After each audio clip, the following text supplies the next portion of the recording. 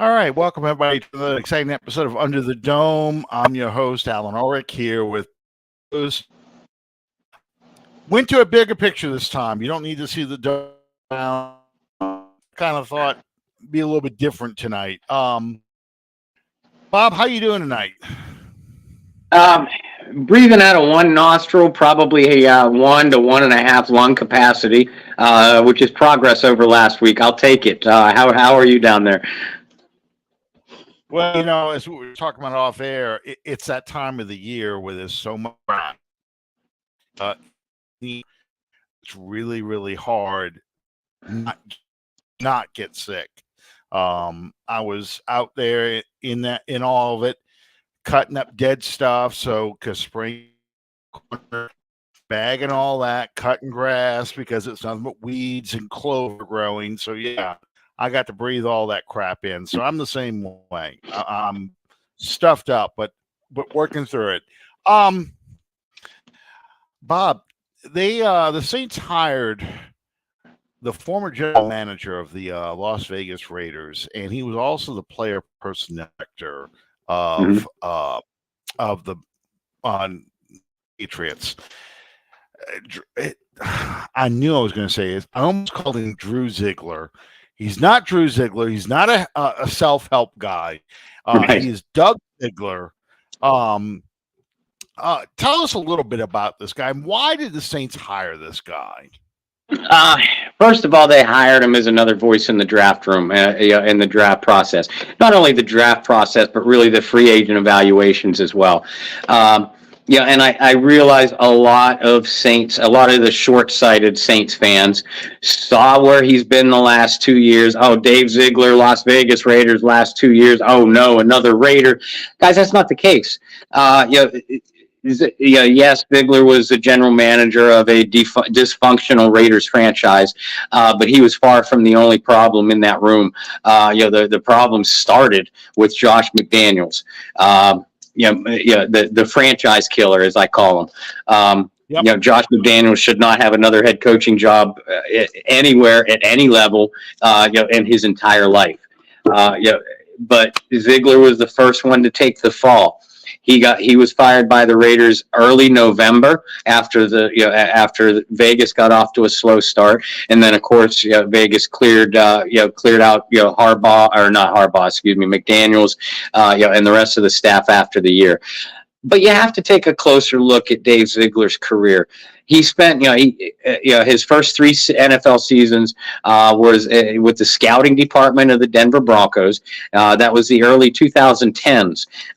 Remember, this is a Bronco franchise that brought in players like Demario Davis, Von Miller, and a handful of other key pieces that helped them to one AFC championship and another Super Bowl title in 2015. Now, by 2015, Ziegler had already moved on to the New England Patriots, joined them in 2014, I believe it was, and was with them until the Raiders hired him, in 2021 to be their general manager, which means Dave Ziegler has 3 Super Bowl championship rings, folks, as the director of player personnel. And I know the New England Patriots have not drafted well early, but the Patriots built a lot of those Super Bowl rosters off under the radar free agent signings, day 2 and day 3 draft picks. Dave Ziegler at this point is just another voice in the room to join Jeff Ireland, Mickey Loomis, Dennis Allen, Clint Kubiak, et cetera, the rest of the brain trust.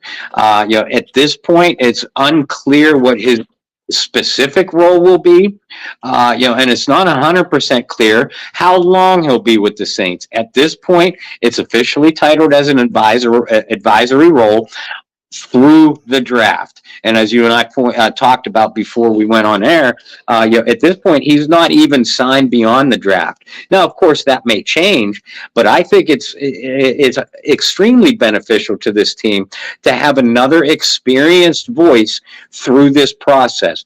Because, as you and I have pointed out many, many times this offseason, There's a lot of jobs on the line this coming year. A lot of jobs that depend on smart free agent signings and draft picks that hit immediately. Dave Ziegler is just going to help that process. Exactly.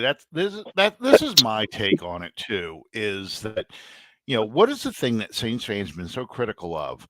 Why did you draft Peyton Turner? Why did you use 2 firsts to get Marcus Davenport? Why did you do all these? Just name the picks as we go down the line. Why don't we sign better free agents? More impactful free agents. So to do that, you got to get different people in the room who are going to address these issues and bring up these challenges and say, well, maybe we don't want to take Peyton. Maybe we want to go in a different direction with our pass rushing defensive ends. We don't want the 6'4", 285 or 275 defensive end who's got a 9.8 RAS score. Maybe we want to go ahead and get an undersized guy to play outside because he's a speed rusher and maybe he can run down these mobile quarterbacks. Him coming from the Patriots, and he's not the sole decision maker at the Patriots either. Belichick had a say in that, and the guy who I always think about this. Have you ever watched Cleveland? The NFL. It was the what is it called now? It's NFL Films. The Timeline. Not the Timeline. The other one. A Football Life.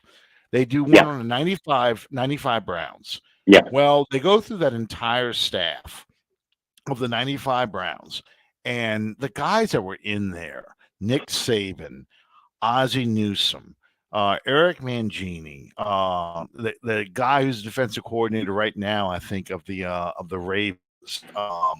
He used to be a head coach of the Lions. The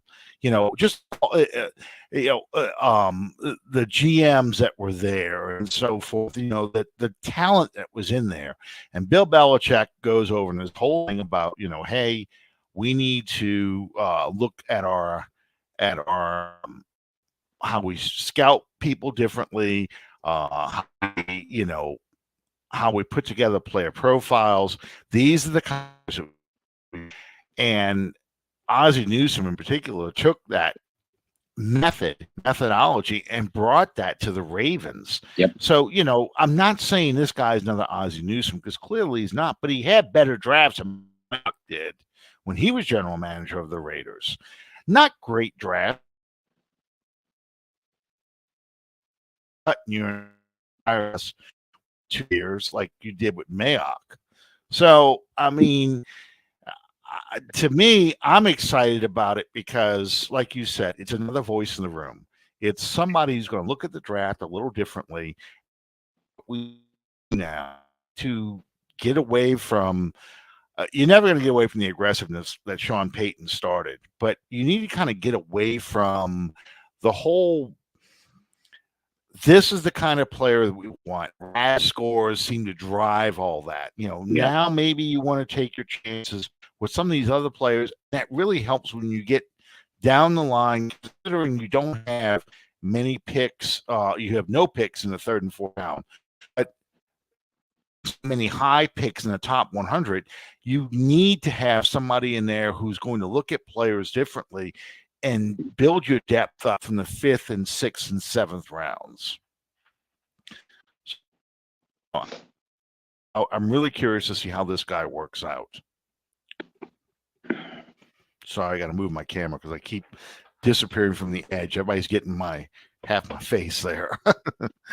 And Bob, the Saints also filled out their coaching staff. We went on last week talking a little bit about what coaches kind of stand out to you in that group of offensive coaches they brought in. Obviously, I'm a big fan of Kubiak. As I said several times, he was my number one choice. Really, 1 and 1A or 1A and 1B, choice for offensive coordinator coming in to the offseason.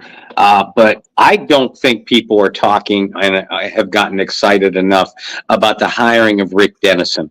Now, Dennison is going to be, his official title is, senior offensive assistant and run game coordinator. But Rick Dennison, the Kubiak family, and the Shanahan family have deep, deep ties all the way back to when Rick was a Denver Bronco, from 1981 to 1990. The backup quarterback on those Bronco teams was Gary Kubiak. The offensive coordinator, the quarterback coach, then offensive coordinator for those Bronco teams, Mike Shanahan. And Rick Dennison, Gary Kubiak have been tied at the hip ever since as coaches, both as offensive coaches in Denver for several years on two different stints. Gary was the head coach for the Houston Texans, his offensive coordinator, Rick Dennison. When Gary was the offensive coordinator for the Minnesota Vikings, quarterback coach was Clint Kubiak. Run game coordinator, offensive line coach, Rick Dennison. My point is, Dennison has been a big part of many, many different, very successful offenses in this league. He has a lot of experience, yet really by far the most experience of any coach, offensive coach that the Saints have brought in this offseason. In other words, the lack of experience that Clint Kubiak, Derek Foster, Keith Williams, all those guys have, Rick Dennison balances out that scale very, very nicely. And I was going to say that to me, the coaches they brought in and the philosophy they're bringing in, pretty much offense this Saints team is going to be next year, and it's not going to be, bombs away, throw the ball over the yard. Be a lot of bootlegs, but this is primarily going to be a running team, and offensive line to do the old Alex Gibbs barely legal blocks, and outside zone run, and the that Rick Dennison was coaching was getting, fame. Oh, Gary, Mike Anderson, when he went to the Texans, and, guys were productive running backs. Most of them, except when people never heard of them. They were low draft picks. They were nobodies. And this running scheme got those guys to be really good. Yeah, I know. I right. I don't know what's going on.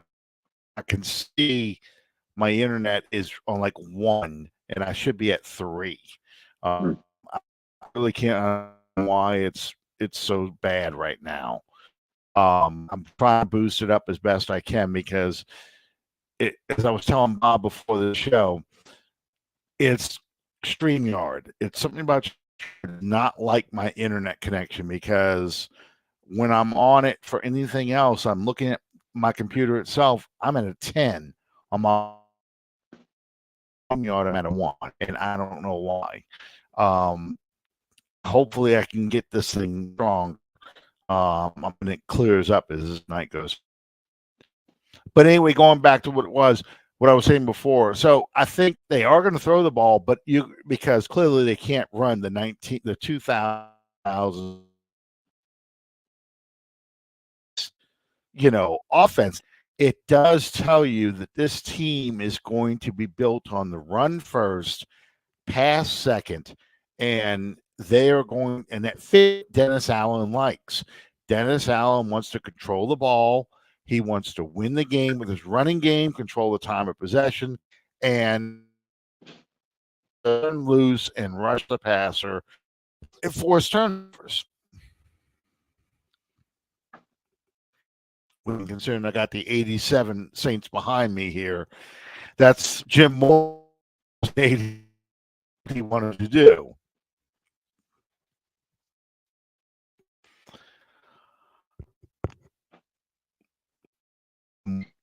Waiting for Bob to catch up.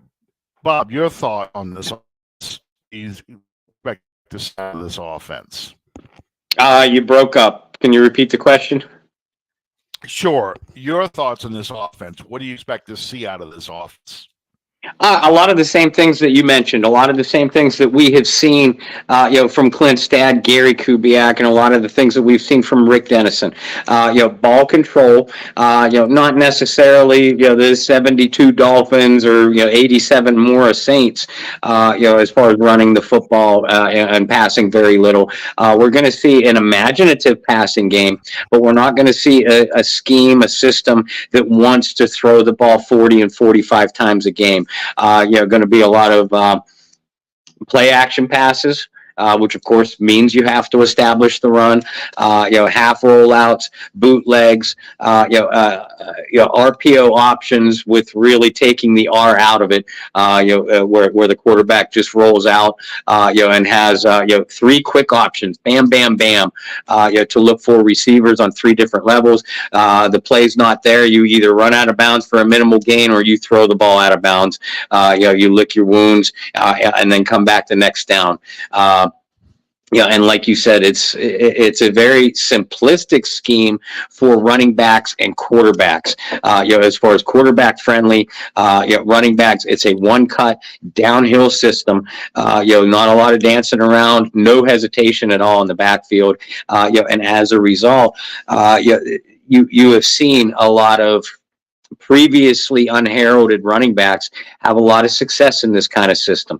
Terrell Davis, Olandis Gary, Mike Anderson, Raheem Mostert, Elijah Mitchell, those kind of guys have all been very, very successful in the Shanahan, Kubiak, Dennison type of system. And also, everybody's going to talk about how Brock Purdy, has played so well in this system. Well, Kirk Cousins had his best production in this system. Jimmy Garoppolo had his best production in this system. Jake Plummer had his best production in this system. So again, it's very quarterback friendly. It's not simple for a quarterback, but again, it's very quick reads. You don't hold on to the ball very long. You get the ball out and into the hands of your playmakers to make them, or to allow them to make plays in the open field. Breaking tackles, getting the ball to them on the move. And as you and I talked about when Kubiak was first hired, the entire system is based off motion and formations to create mismatches for your top weapons. Exactly. So with that in mind, starts in 2 weeks, March 11th. How many players do you think fitting in this offensive system? How many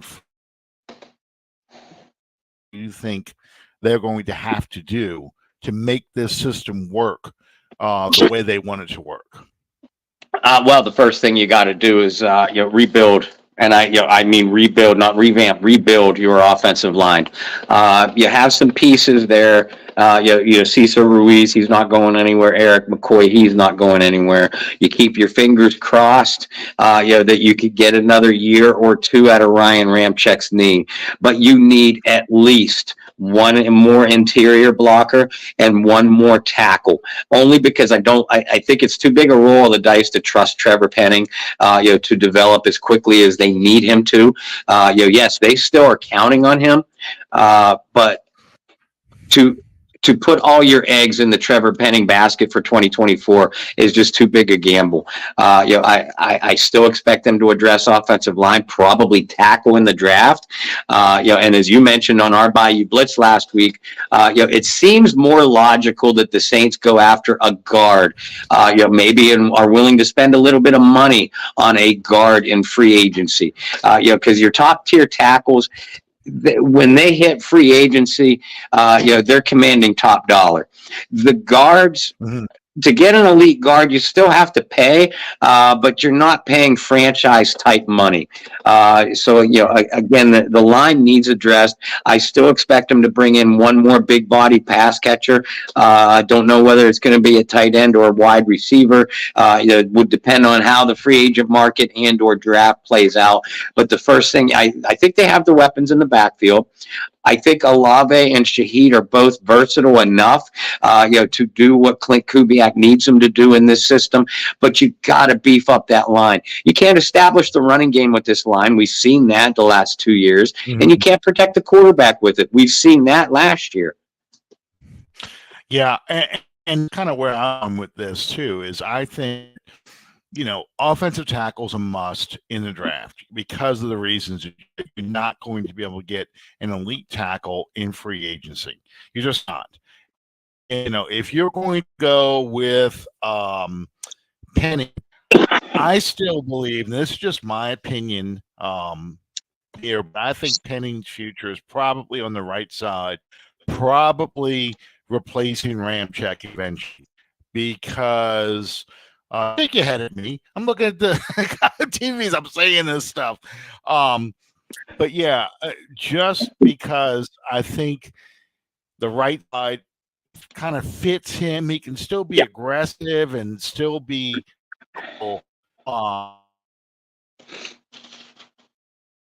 every week. And maybe he'll eventually move to the left side. But as of now, I think the target should be, and he's going to be groomed to be your third tackle / eventual right tackle. Your draft pick is probably going to be your left tackle, Robert Hunt from the Dolphins, or Zach Cunningham from, I think, the Browns. Someone like that. Get them in to be your starting. You can now kick Hurst into third, and who's coming in for injuries and so forth. That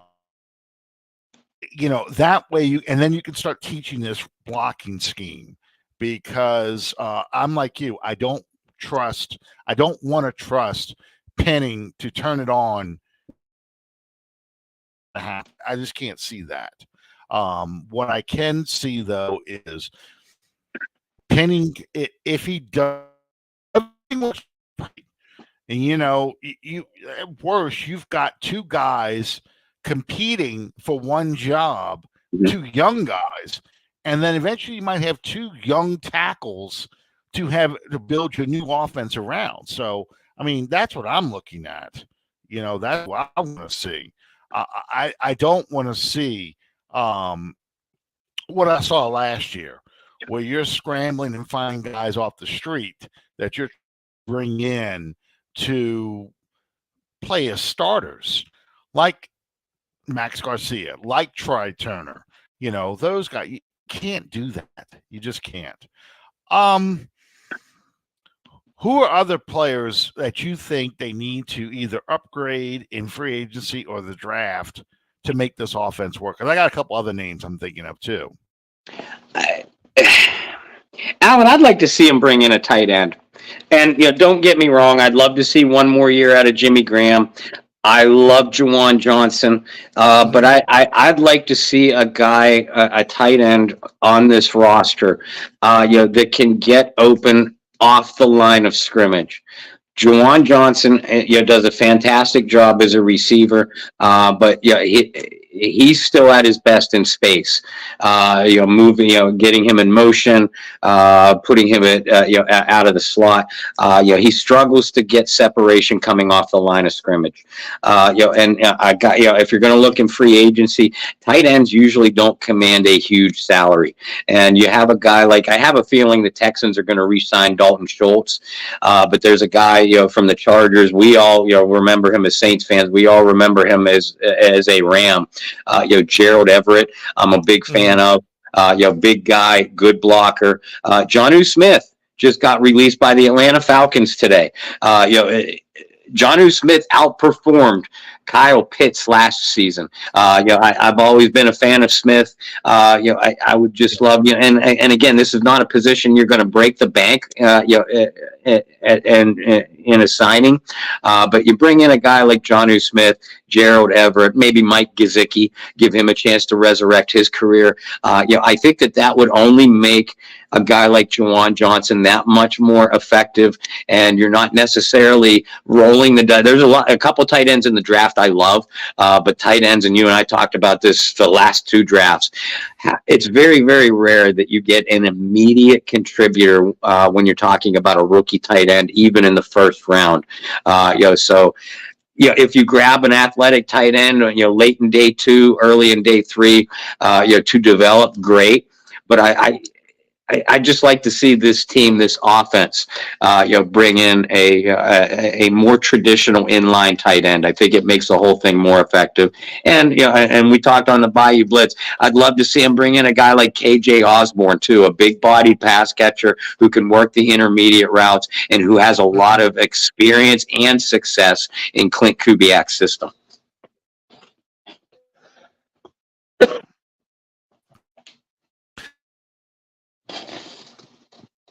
14. I want an offensive tackle or a pass rusher. Those are the two most glaring needs. I put that 1A, 1 and 1A as far as needs.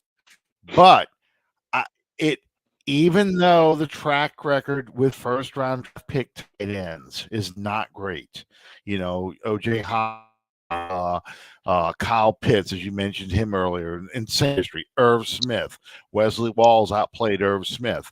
I look at Brock Bowers with Georgia, and I'm just like, man, this dude here in the offense, he fulfills two needs for you. Yeah. That can go run pass routes like a receiver, and he can catch guy. I mean, so you could go with a Hunter Renfrow if you can't get KJ Osborne in as a slot guy. You can wait and let A.T. Perry develop more if you want to use him as a slot guy. So if you would get a Brock Bowers, I mean, that seems like a perfect marriage right there at 14. And Carr likes to throw to his tight ends. And and I can go back and name Greg Olson, Jason Witten, guys that ever draft on, we got to draft this guy. We got to draft this guy. I want this guy in the first round. I want this guy. And even last year with the kid from Georgia, the big kid from Georgia went to the Steelers, or Darnell, Washington? Darnell Washington. Yeah, Okay. he ended up going to the Steelers and found out he had a knee problem. That's why he was tumbling. Draft, second round, going, oh yeah, we got to get this tight end in the second round. So just having a weapon like that would make the off so more explosive.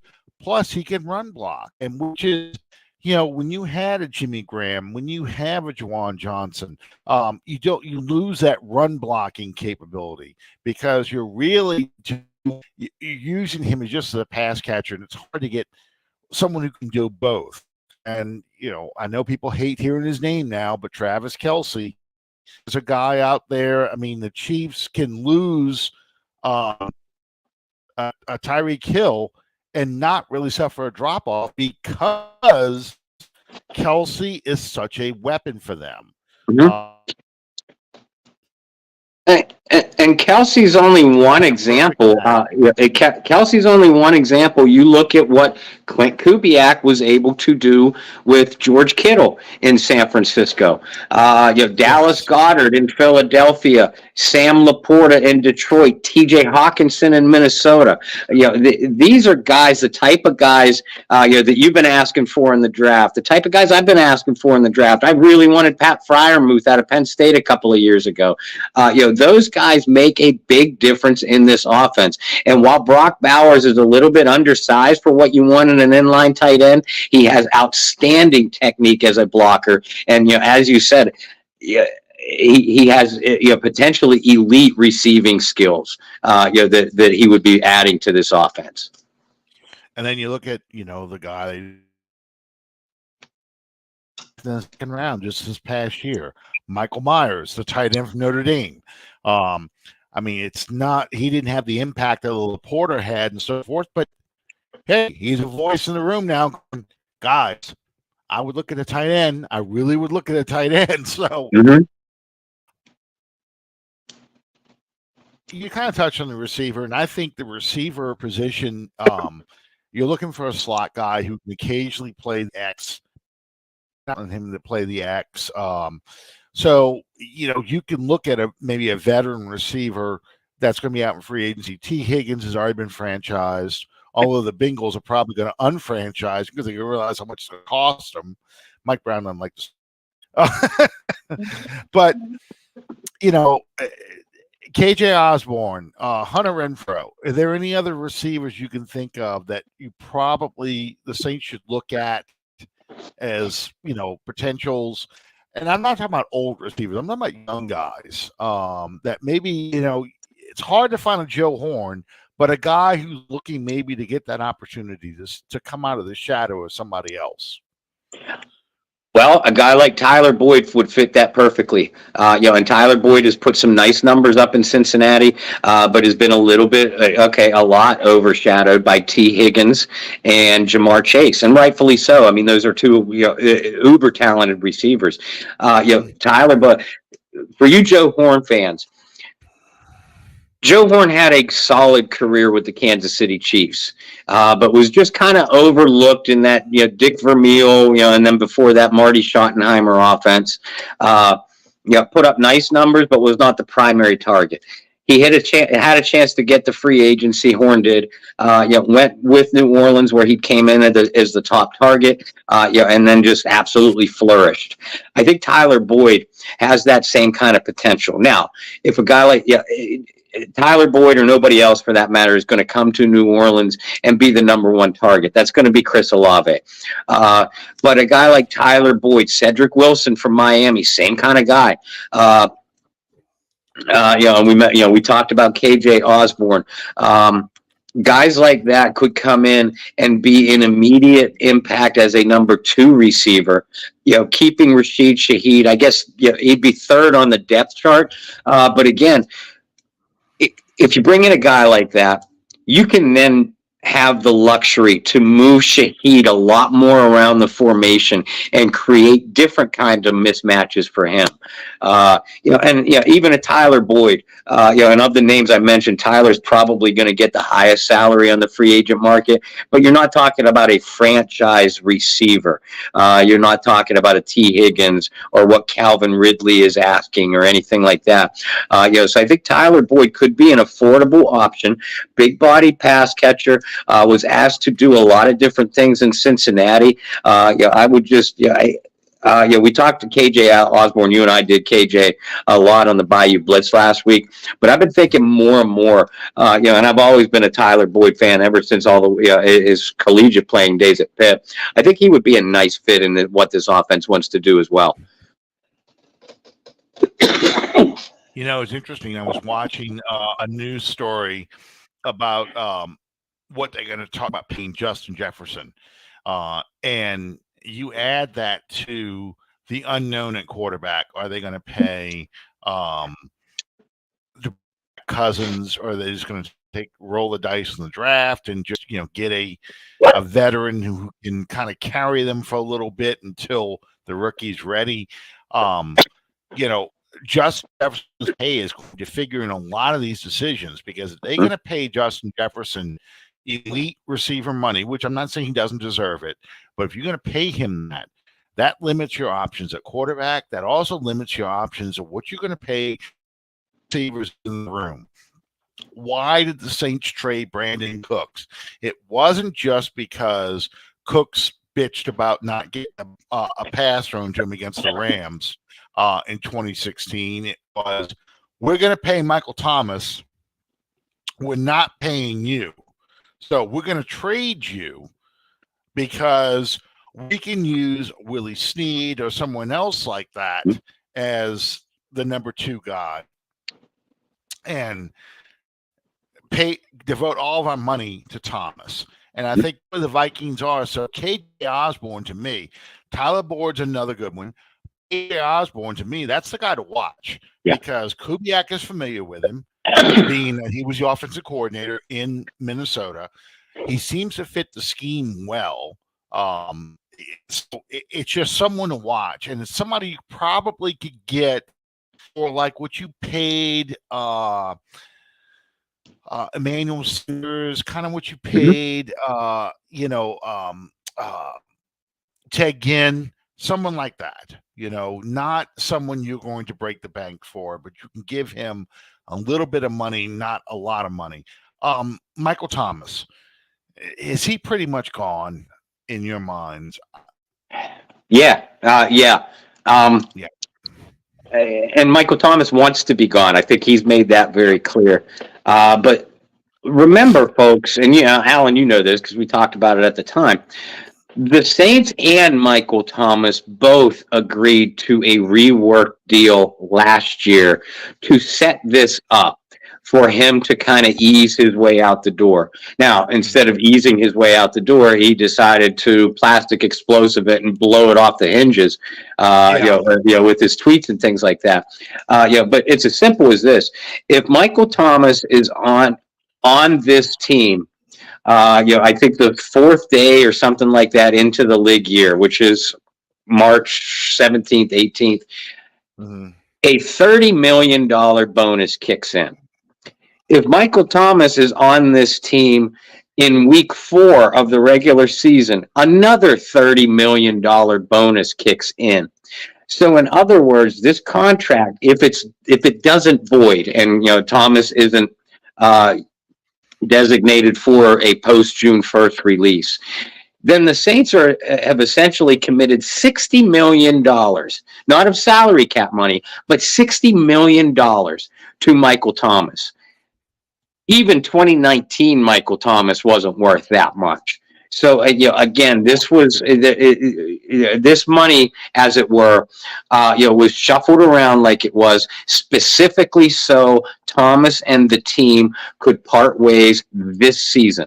It was it was a no fault contract on either side last year. The Saints looked at it like, okay, keeping Thomas around for one more year is going to help our receiving core and not break our bank if we work out the 2023 contract this way. So they did it. Thomas, on the other hand, was betting on himself. If I have a good year, which frankly he did, considering his role and considering the awful play calling and usage of him, he played Mm-hmm. pretty darn well for the first 9 or 10 games. So Thomas looked at it that way. That if I stay reasonably healthy and I play pretty well, I could set myself up for big money on the free agent market. So again, both sides saw this day coming last year at this time, and I don't think one iota has changed. It's just a shame that it's going to happen in such bitter fashion for one of this franchise's greatest all-time players. Yeah, I'm a huge Michael Thomas fan. I'm not going to make any bones about that. I really love the way he played receiver, and his years, his 2018, 2019, even 2017 season, just unbelievable. I think he broke Xavier Howard personally in the Yeah. again in the Vikings. Dude was losing his mind trying to cover Thomas, but I think Thomas's explosion on Twitter, especially going after Derek Carr, was because Carr hit him in the pocketbook, and the Saints hit him in the pocketbook. Mm-hmm. He did bet on himself, and he got injured again. So he's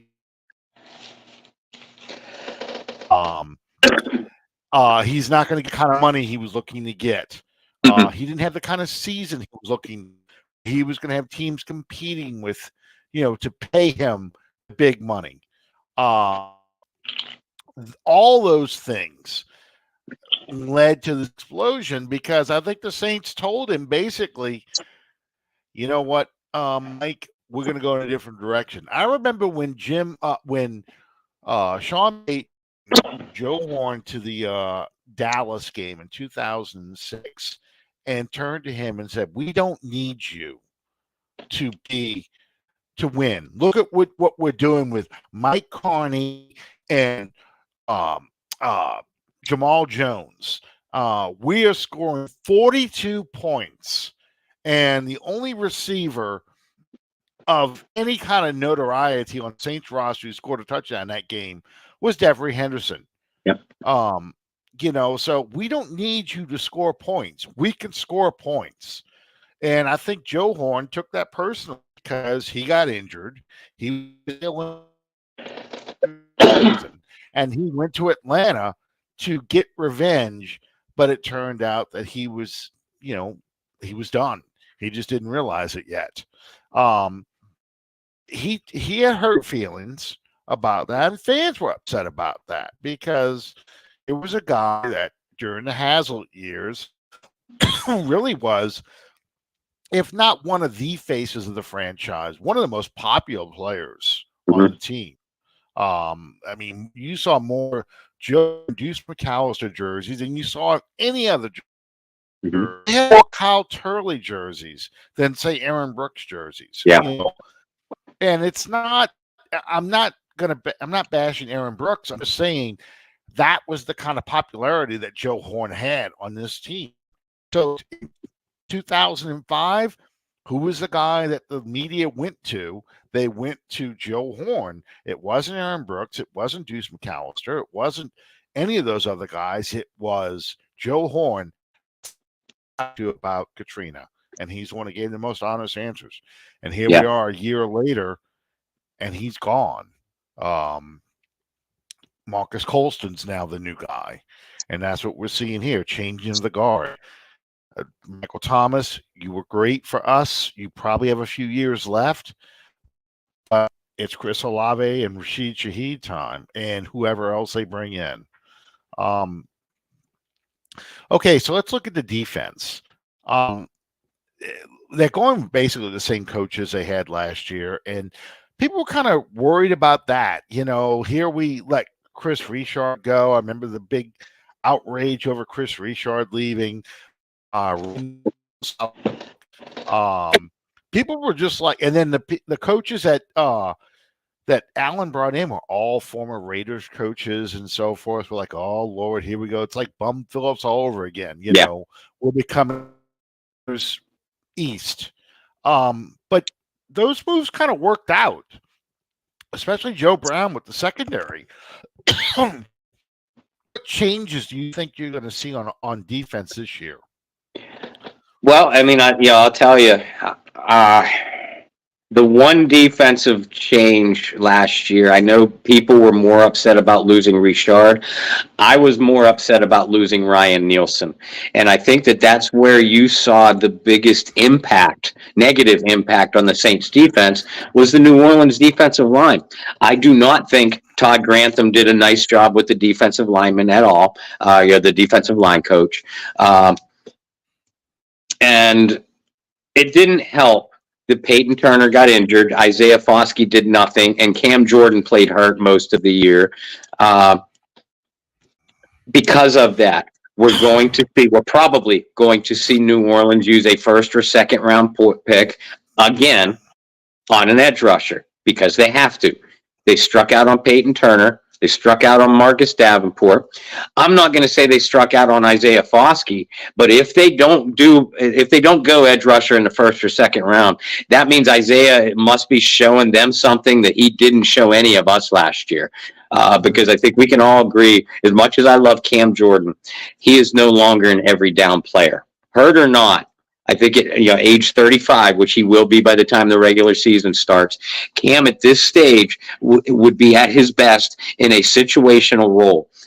Well, they don't have enough good bodies at edge rusher for Cam to do that. So you need to add somebody. You can't count on Peyton Turner being healthy. You don't know what you have in Isaiah Foskey. And I love Carl Granderson, but he's somewhat limited too. So I think you have to bring one in there because just like on the offensive line, you're not any edge. The few times you ever see an edge rusher in their prime hit the free agent market, they're going to break the bank. And I know the Saints are masters of manipulating the salary cap. They can't do it that much. No human can do it that much. So it wouldn't surprise me to see them bring in like an under the radar veteran in free agency. A lot of people like Dorrance Armstrong from the Cowboys. He's a good one. I'm watching a guy like Charles Harris from the Lions. What's his name? Romeo Aquara from the Lions. A guy like that, an athletic guy, similar to the way they brought in Tano Passanio a couple years ago. But again, I expect them to address the position in the draft. Linebacker. I love Michael Hodges. I'm so glad they managed to keep him. But you need more bodies there. You really only have Demario Davis, an aging Demario Davis, and Pete Werner, who I think we can all agree regressed last year, or at the very least is limited. Now, the guy I really like is the guy you just pointed out, Joe Woods. The Saints went from being among the fewest turnovers forced and interceptions recorded in 2022 to being near the top of the league in that category last year. That's Joe Woods is by title defensive coordinator, but his specialty is the defensive backfield, which we also know is Dennis Allen's specialty, and not enough people are giving enough credit to Marcus Robertson, the secondary coach. I think those three guys did a fantastic job with the secondary, but having said that, we all know edge rusher is a need. I think off-ball linebacker is a need. I also believe safety is a need going into this offseason. I agree with that totally because, Marcus May, I think he's going to be not a cap casualty, but he's going to be a guy they're going to move on from. I think Howden is probably going to slide into his spot, but Tyrann Mathieu is at the end of his career, so you do need to get another safety. You need to get younger at safety. Believe it or not, the secondary is the one position I'm not that concerned about because of the things that you mentioned. They can get guys. They can get guys to come in, like an Isaac Giddem or someone like that, and kind of step up and fill in. So you don't have to have an all-star backfield, which leads. I want to talk about the other positions as well, but since we talked about secondary, we mentioned this last week. I'm sorry to show you this. Getting killed by Ricky Jackson. 42-0. I remember it like it was yesterday. I was in college back then, and man, we were like sky high Monday after that. And unfortunately, that was the second to last win. The 88 season. They lose 2 or 3 games that really killed the playoff hopes. That Giants game was one of them. Yeah. The Redskins spit game is the other one. And that really is a frustrating game because the Saints played really, really well until the spit. And for those of you who don't know this, was the Saints were driving and they were getting ready to kick a Morton Anderson field goal, which would have put them up by 10 in the fourth quarter with like 7 or 6 minutes left in the game. And really spit in the face of Jim Dombrowski. Jim Dombrowski was Kyle Turley before Kyle Turley was on the Saints. If you want to piss somebody off and you want a fight, pick a fight with Jim Dombrowski because he's ready to fight Tom. So, yeah, his face, he got Dombrowski cold-cocked him for that one. And it was a good hit. But unfortunately, the officials always see the second. They never see the first. And the Saints got a 15-yard penalty, pushed them pretty much out of field goal range. Anderson missed a field goal, and the Redskins score. And then they ended up winning, I think, 10 points. And the Redskins are defending champions, and you're playing at RFK Stadium. It was an unbelievable game. It's on YouTube. I watch it every once in a while. But okay, let me see what count. Is rubbing icy hot on your side help you when you need a double hip replacement?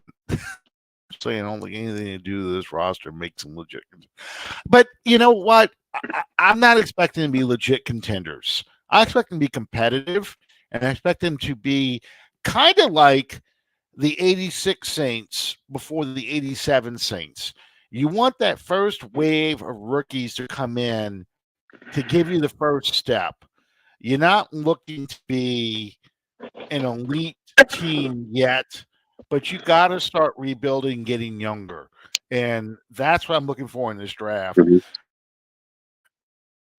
You can still be competitive, and it gives you a shot in the playoffs. Now, a lot of people are just like, man, rip the damn Band-Aid off and suck for a while, and then that's not the Saints' philosophy. It'll never be the Saints' philosophy. That's not Gail Benson's philosophy. That's not Mickey Loomis's philosophy. It's just not going to be that way. They would rather win between 7 and 10 games every year while they rebuild. Because what happens if you lose and you go 3-14 now, or 5-12, and so forth? The fans stop showing up. Mhm. Players don't want to come here because it becomes the losing organization. Why are this footage so special? Is because they finally started winning. The Saints still have that reputation of being the losers, the ain'ts. And I get it, but it's not like the Jets. It's not like Detroit's a bad example. Not like the 49ers, not like Dallas, who can go through the Eagles, who can go through these crappy teams, crappy years, and people are still showing up to the games. They'll show up to boo. In New Orleans, it just won't happen. I mean, you look at when Tom Benson bought the team in '85, how close they were to moving to Jacksonville. Mhm. You look at 2005, how close they were to moving to San Antonio. It was really Paul Tagliabue who said, "No, you can't do that. You have 1 year to prove you can be a legitimate NFL city, and you can get the fans out there. Otherwise, we'll let you move the next year, but we're not moving this team while you're still trying to rebuild from a hurricane."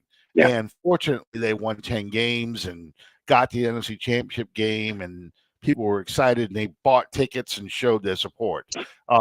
So that's the danger of just ripping that Band-Aid off and trying to go and be a loser for a while. You just can't do that. That's how I feel about it. The mythology that fans are going to come no matter what, that's not going to happen. That's not the NFL today. That's not the kind of fan base there are today. There's too many other distractions. People will go watch LSU over watching the Saints if the Saints are losing. That's a reality. That's how it was even during these years. I Mhm. can remember 87, games not sold out in the city, and people, you can only listen to the game on the radio. I got to see 2 games. I was in Lafayette because I had the Baton Rouge CBS affiliate and the Lafayette CBS affiliate. So I was watching 2 games. I put on one game, the New Orleans market, and I'd see the nationally televised game, and I'd game on KLFY TV10, because the Baton Rouge game had that. Yeah. The only difference, DeMario isn't showing his age yet. Right. Cam is. But I agree. That's why you need those players. And this is where I'm going with this whole rant. Marshawn Lattimore. The Lions, fortunately, I'm glad we're showing Lions footage right here. But Marshawn Lattimore, the Lions have said they want to make a concerted effort to improve their secondary, and that includes free agency, trades, whatever it takes to improve their secondary. The Lions may offer the 29th pick for Lattimore. Would you do that? If I'm New Orleans, 100%. Yeah. And don't get me wrong, I love Marshawn Lattimore. One the best New Orleans Saints cornerback of all time. Not that there's a glorious list. No. And I think it was on this show, but it might have been the Bayou Blitz, where we talked about the value for an elite cornerback such as Marshawn Lattimore, is not nearly what people think it's going to be. But the Detroit Lions might just be one of those teams willing to pony up a first-round draft choice. Two reasons why. Uh, well, three. You just named one of them. It's that the Lions have made no secret that they want to make a splash in their secondary. Secondly, they really, and I mean really, need a difference maker at cornerback. Probably more so than any team that I could think of going into this offseason. And thirdly, everybody knows that Dan Campbell is aggressive, but who's the defensive coordinator in Detroit? Aaron Glenn. Yep. Who was the defensive coordinator in New Orleans, secondary coach in New Orleans when Marshawn Lattimore was drafted? Aaron Glenn. So there's a fit here. I don't know that Detroit would offer the 29th. You said they're 29th overall? Yeah, 29th overall. I don't know that Detroit would offer it, but I could see them being aggressive enough too. And if you're Detroit, you look at your roster and you say, I have a championship roster on offense. They're all young. They're mostly all on their rookie contracts. I have 3 or 4 difference makers on my front 7 defense, all on their rookie contracts. I need a guy that I know is a Pro Bowl caliber talent in my secondary, and Marshawn Lattimore is that. So, yeah, I could see Detroit doing it. And if I'm New Orleans, I take that 29th pick, and I'm running to the bank laughing. Yep. Yeah. There's 2 negatives on it, but in Detroit's mindset, absolutely. Who are you going to draft at 29 that can have a bigger impact on your team than a Marshawn Lattimore? And that's the mindset that you hope Lions have. Yeah, you would have Chauncey. Well, Chauncey's a free agent, but I could see them bringing back. But Anzalone, it would be a good fit for Lattimore. I think he would like that. The only negative for the Saints, biggest negative for the Saints is an $18 million cap hit when you trade him. Now, when you trade a player and you take, because we've talked about this on the show before, have a contract prorated out, we prorate out the signing bonus. The minute you trade that player, all that prorated money is pushed into this year's cap. So it becomes $18 million of dead money. But next year, Lattimore doesn't count towards your book at all. You're done. Second thing is the very fact that Lattimore has missed so many games makes his trade value less. So to me, if you can get a first for him, even if it's the 29th pick, I'll take it. I'll eat the $18 million. I might even throw in one of my rounders if you take some of that money with you. Yeah. Just so I can live off, I can live with the dead money.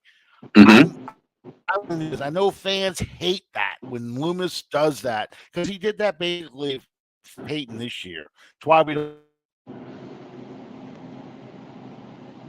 3rd round pick. We gave that to the Broncos in exchange for their 2nd this year. But you want the Lions feel like they get something out of this other than an older player, former Pro Bowl player, difference, injury history, and a big cap number. So that to me, that's the way you do it. And yeah, you don't. I don't think we get another penny at 29, but it gives you now 3 picks in the top 50 players. That's a huge step. That's what you want because then you can address offensive linemen. You can address edge rusher. You might be able to address linebacker. Who knows? You feel like you have the 29th pick in your back pocket. You can take a shot at a Brock Purdy at 14. Not Brock Purdy. I'm sorry. Brock Bowers at 14. Yeah. So you get your tight end at 14, knowing I can go get a defensive end maybe at 29 and in Brazil or a defensive tackle at 29 and turn around and get your offensive lineman in the second round at 45. So, Yep. I mean, it's something to consider. You know, Well, honestly, I don't want to lose Lattimore, but I'm looking at another first. And I like that. well, and there's something else to consider too. Paulson Adebo. Paulson Adebo is on the last year of his contract. The Saints, because he was a day 2 pick, the Saints don't have a 5th round option, for him. Um, I don't think long term you're going to be able to afford to keep both Marshawn Lattimore and Paulson Adebo. I'm not saying Paulson Adebo is in the category of Marshawn Lattimore, but Paulson Adebo was my Saints defensive MVP last year. I think he played that well. Mm-hmm. We know Alontae Taylor is better as an outside corner. He's also on his rookie contract. Isaac Yiadom is a free agent, but he's a guy that you can bring back, I think, without breaking the bank. So if you manage to re-sign Isaac and you move on from Lattimore, you can move Alontae Taylor to the outside, or at least let him and Isaac compete, and then you set yourself up better or you set yourself up to position a long-term deal for Paulson Adebo next year once Marshawn Lattimore's big cap hit comes off of your cap. Yeah, exactly. To me, getting a slot corner that is cheaper too than trying to pay Adebo, Taylor, and Lattimore. You kind of have a log jam right now outside the corner. So I mean, I hate giving up Lattimore because Lattimore is that much of a difference maker. I mean, you know, Mike Evans certainly attests to that. But you have a possibility of you want to retool this defense, make it younger, make it better.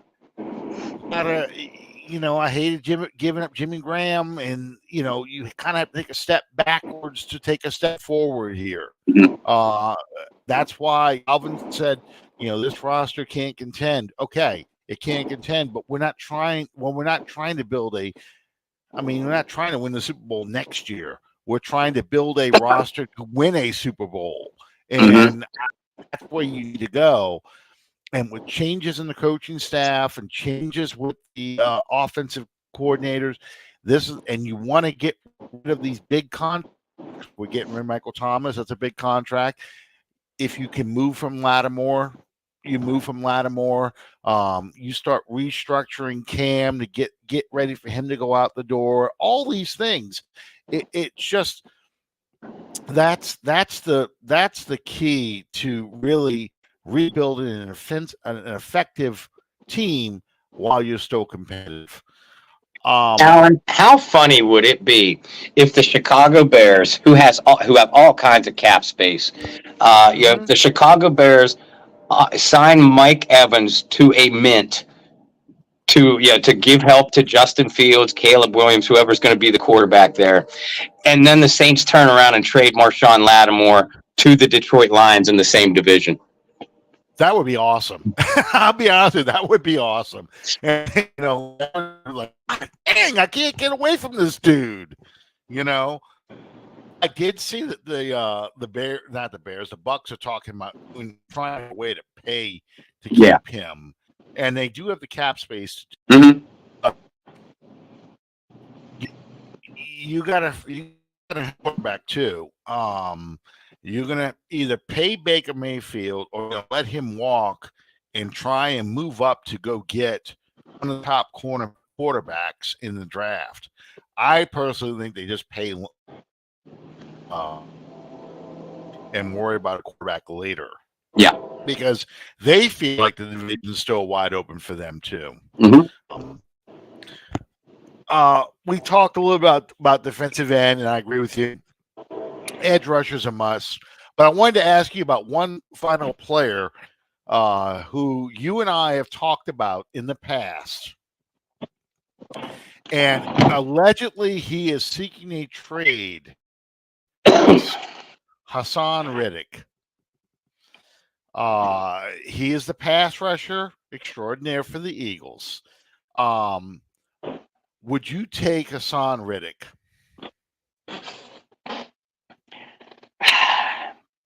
No. And I say that with a laugh because I well remember our Twitter and Facebook debates that went on for weeks. Yeah, and I stand by everything that I said, about Hassan Den. Is that essentially, folks? Alan and I went at each other respectfully, but we went at each other literally for weeks at a time. Because Alan's contention was, Riddick is a stand-up pass rusher, needs to be in space, something that I agreed with, but that he doesn't fit a 4-3 scheme because he couldn't be a hand in the dirt defensive end. I agreed with that too. My contention was I compared him to Von Miller. When the Broncos drafted Miller in a primarily 4-3 alignment then. Now they altered it after Miller had been there a year or two, but they figured out a way to use Miller very effectively. And that was my contention upon when you draft a Hassan Riddick, given the other pieces that the Saints had then on their defensive line, mainly a very capable edge rusher in Alex Okafor, and then Cam Jordan's still very much in his prime, that you could afford to alter your defense a little bit, for a guy like Reddick. But I say no now, not because Reddick isn't talented, because he is, but the Saints don't have the personnel now to do that. Cam Jordan is no longer in his prime, so you don't have a hand in the dirt defensive end to draw consistent double teams. Yeah. You don't have a defensive tackle. Brissy is a Pro Bowler. I'm convinced of that. But you don't have that difference maker yet to draw double teams inside to automatically leave everybody on the outside in single team blocking. In other words, if you trade for a Hassan Reddick, if you're New Orleans, you have to make him a defensive end, a traditional defensive end, and he's proven. And I agreed with you then, and I agree with you now. He has proven that he cannot be his most effective that way. He's not a fit for this New Orleans Saints defense. Absolutely. And I like it. It's a splash player, and he's a flashy name. But yeah, you have to develop a scheme, much like what you have to do with the Cowboys and Micah Parsons. You have to have a scheme that frees him up to roam and make plays. And that's what Riddick does best. He gets to roam, find his lane, and rush the passer from there. He's not a stand-up 4-3, a hand in the dirt 4-3 guy who is going to take on a tight end, who's going to take on a right tackle, and split the double teams to get to the quarterback. That's not his game. His is a speed game. And he's not going to be a guy who's going to seal the edge when the running game comes to the outside. But I brought it up because they were talking about changing maybe their draft philosophy defensive ends. To me, though, you can't spend the money right to have rookies. This is where you need to take advantage of the rookie salary cap to get those guys maybe at 14 in the first round. Calvin posted Alabama number 15. I wouldn't mind him from Alabama as a pass rusher, especially if Jalen Daniels goes to Atlanta, which I don't think he will. I think he's going to Washington. But if he goes to Atlanta, that would be great. Just renew the rivalry, Alabama versus LSU. Yeah, I think that's where you have to go for defensive end. You can't waste your valuable limited on getting one of those big stud defensive ends. You might be able to do it with a tackle. And I was going to ask you as the last question tonight, is there a defensive tackle that you like in free agency that you think would probably be a good fit to pair with Brzee? Because Kalen Saunders didn't do much. Nathan Shepard didn't do very much as defensive linemen. Saunders did some nice stuff as that kind of William Perry refrigerator fullback, but not really as defensive tackle. Is there any guys that you like out there? Yeah, there's a couple. One, is a guy when he hit the free agent market from Washington last year. I was screaming for the Saints to bring him in. Buffalo ended up signing him to a 1-year deal, so he's going to be a free agent again. Tim Settle. Uh, Settle did so many good things for that Washington 4-man front. To free up Chase Young, and the other edge rusher that they traded to Chicago last year. Settle creates havoc inside. He might not give up big numbers, but that's only because offenses know what he is capable of. So he's getting those double and triple teams. The kind of guy that we talked about, before, the kind of guy that automatically commands multiple blockers to free up single block opportunities for your other guys. So Tim Settle is one. Another guy from the 49ers, Javon Kinlaw. I don't think Kinlaw, and he's had some injury problems, but I don't think Kinlaw has ever gotten his just respect, mainly because of Bosa and the other big names that those 49ers have on their front line. Those are the two names that jump out to me.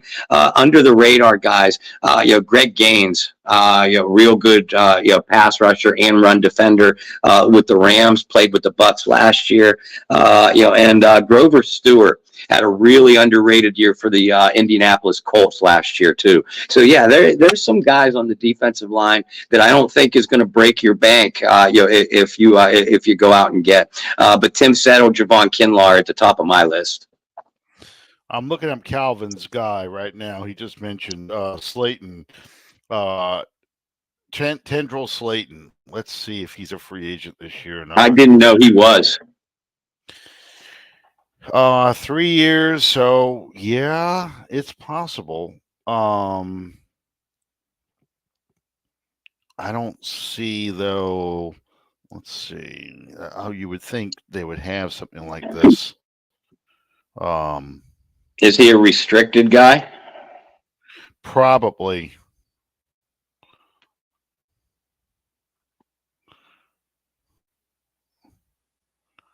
Let's see if I can type with a damn.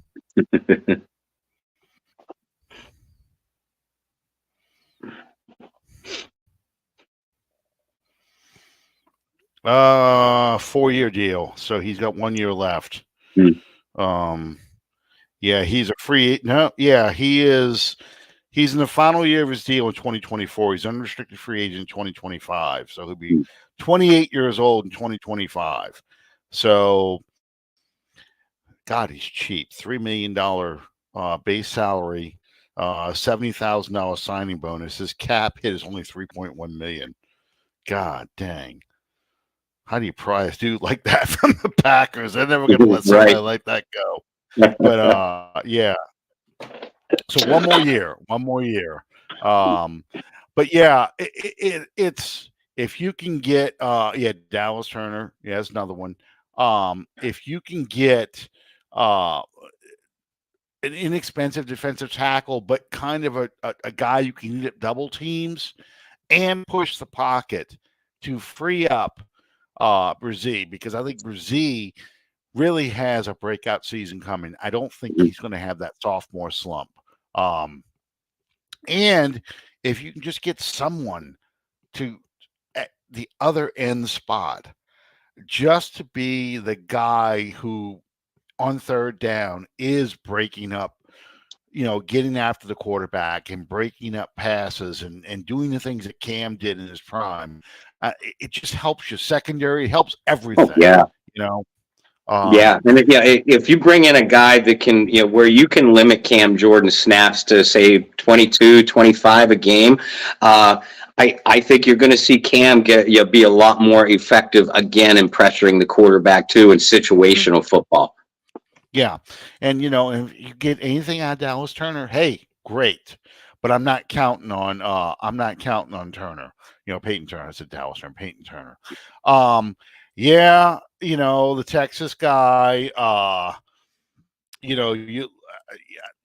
The guy from Florida State. That's somebody a lot of people looking at 14. Who I really love in the second round, Allen, is Washington's guy, Braylon Trice. I watch his film. He looks like a young Cam Jordan to me. I am that impressed by Trice.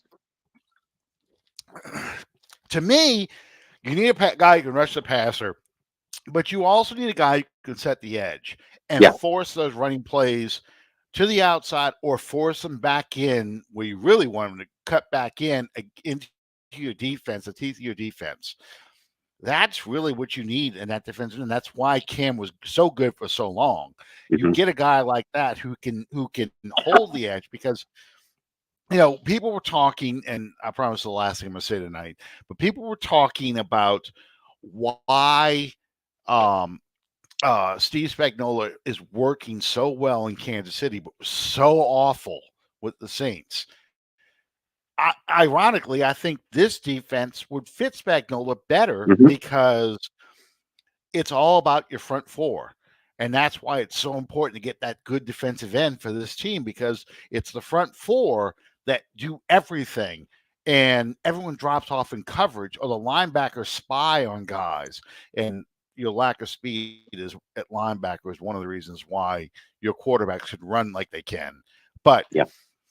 again, that baby steps, one step at a time, rebuilding this defense, rebuild that front wall. Your secondary will be able to make it because you've got good coaches and you've got a philosophy that helps you find good secondary players. But your front four, just like your front five on offense, are the most critical parts of this team for this team to be successful. Bob, you don't have the Bayou Blitz tomorrow night or Thursday night? As far as I know, we're going tomorrow. Usually Brendan gets to me by like Tuesday if he needs to move. Unless we late notify everybody, we're doing Bayou Blitz tomorrow. 8 p.m. Central Time, 9 p.m. on the East Coast. Good deal. Any special guests coming up? I know it's the off season. Can't top Drew Brees. I don't know how you swung that. But Kyle T. Mosley. Kyle T. Mosley is the guy to thank for that one. Drew was on press row for the Super Bowl, like so many stars are. Advertising, for this, that, and the other. That's how our networks get those guys. It's just, and it's always the kind of deal that, our guy has to have time to plug this or that, but you have time to ask him 2 questions a piece or 3 questions a piece, and even then Drew kept looking at his clock, we were one in a long string of interviews, but when you get even 10 minutes to sit down with a Drew Brees, he could plug whatever he wants to. I'll tell you what, if we somehow got Drew Brees on this show, you have to put a tape over my mouth because I'm like, oh, blah, blah, blah, blah. I was asking him, talking about some things like, man, you were freaking robbed. You were robbed in 2011. Yeah. You were robbed in 2018. You were robbed, man. You can say it here. You were robbed.